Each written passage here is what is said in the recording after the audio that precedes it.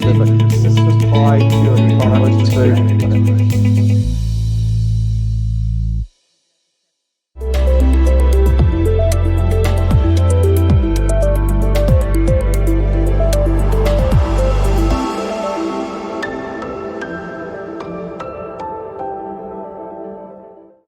Derek, thanks for joining me following the completion of the COVID-19 antigen rapid test clinical study. You've reported some high sensitivity results here. In layman's terms, can you elaborate on the significance of these results? Yeah, thanks again for having me, Alex. It's great to be with you. And yeah, we're very excited about the results that we've achieved out of the VIDRAL clinical study.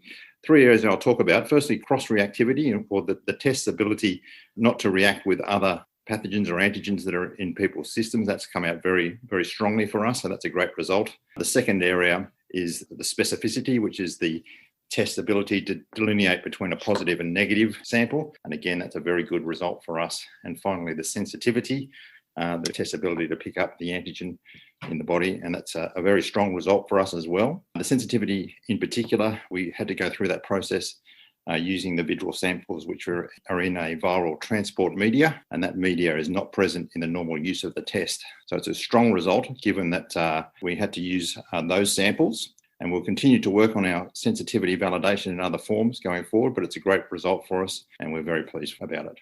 Okay, Derek, so can you just talk us through what it is that gives Anteo a competitive advantage over the rest of the market? Yeah, sure. So the underlying technology that we have, as many people would know, is an Anteo bioinactivated europium particle, and that gives us the ability to bind very strongly and provide the fluorescent capability of the test, which is read in the reader, so that the test result is quite definitive, and it's a good, reliable platform from that perspective. So all our tests that we are going to develop on this platform will use that underlying technology, so that's a clear differentiator for us, and Anteo bioinactivated europium won't be in anybody else's test, so that's a clear market differentiator for us. But in addition to that, we've done a lot of development work, especially around the COVID area, and people would know that we're working on saliva as a use case, and we think that's a significant differentiator for the COVID test that we're producing right now, and that will put it in very good stead into the market as we enter the European market. The other aspect of our differentiator in terms of the platform is the suite of tests that we're bringing out. We've got the COVID-19 antigen rapid test now coming out to market right now, and we'll be following that with the multiplex COVID-19 flu A, flu B, and the sepsis test in development simultaneously. So the platform is a very strong platform, and it has a suite of tests which we're developing right now, which will be very appealing in the marketplace. You briefly mentioned the European market there, Derek. Now, these results form part of the CE mark submission, which is a critical requirement for entry into that European market. So obviously this represents quite a crucial step. Once this milestone has been achieved, what's the next step in terms of market entry? Well, the platform itself is a development play that we've been working on, as I mentioned. So getting the platform into the marketplace is one of our primary motivations. But the COVID-19 marketplace is very dynamic, and there's a lot of things going on globally with COVID-19. And of course, everybody be aware of the situation with the vaccines being rolled out and how that is affecting the health outcomes of major populations. But testing is, if anything, is ramping up around governments' decisions to open up economies. So we're seeing the COVID-19 market grow quite rapidly, and that's pleasing from our perspective, but it is causing some dynamic shifts in the marketplace. So our current position is we're CE marked very shortly, entering into the European market, and we're appointing distributors right now to release our COVID-19 antigen rapid test in its current form, which is nasal pharyngeal form, into the market as soon as we possibly can. And so that is our current focus. In addition to that, we have decided that we're going to accelerate our saliva trial and development by using some processes that we think are going to come out of the UK. And we will ramp up our saliva work to meet the market need. The market is moving towards saliva use of a COVID-19 antigen rapid test quickly, and we want to meet that market.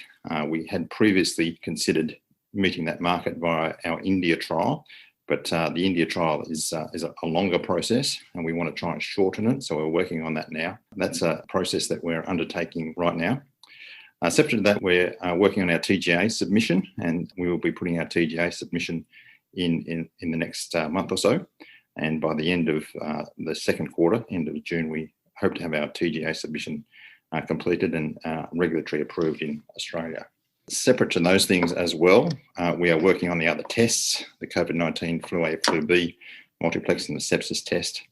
And we're also considering some other pivot plays that might be appropriate to start off this year as well. So there's a lot going on.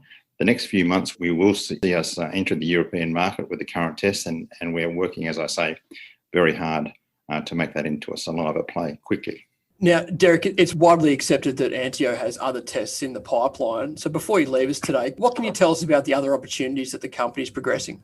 Okay, well, we have the suite of tests as we've talked about. COVID-19, we're releasing now the flu A, flu B, COVID-19 multiplex and sepsis. So they're all very strong offerings we're working on. We'll bring them to market as quickly as we possibly can. But, this is a transformational event for the company. We've put a platform in place that I've spoken about, the European Anteo Activated European platform. And that gives us the ability to build tests that generally to meet different conditions. So, there's a lot of infectious diseases that are in society now that also could have a need for a rapid test. And we're looking at those. There's several bacterial diseases. There's other, unfortunately, viruses in existence in the world that don't have a rapid test option for them. And there's plenty of other conditions like cardiac conditions, etc., also with rapid test needs. And we have the ability now to build tests on this platform to meet those market needs. So we're looking at all those things currently and making decisions about how we would prepare tests or start to build tests for the longer term. Separate to that, we're looking at the options, again, from a platform position of how we might introduce new readers into the marketplace.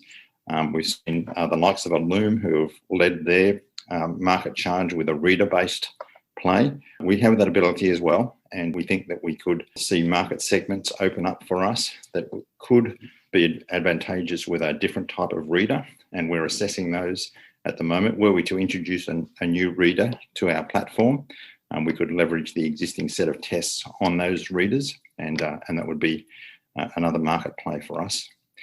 And the third area that we're looking at is the quantitative area. The reader and the platform that we have, the fluorescent capability and its reading via UV light enables us to make a quantitative assessment or a quantitative diagnosis. And that's really a tool for clinicians to enhance decision support around clinical intervention. There's a whole array of different ways that quantitative information could be used to enhance that decision support. So we're looking at those opportunities as well.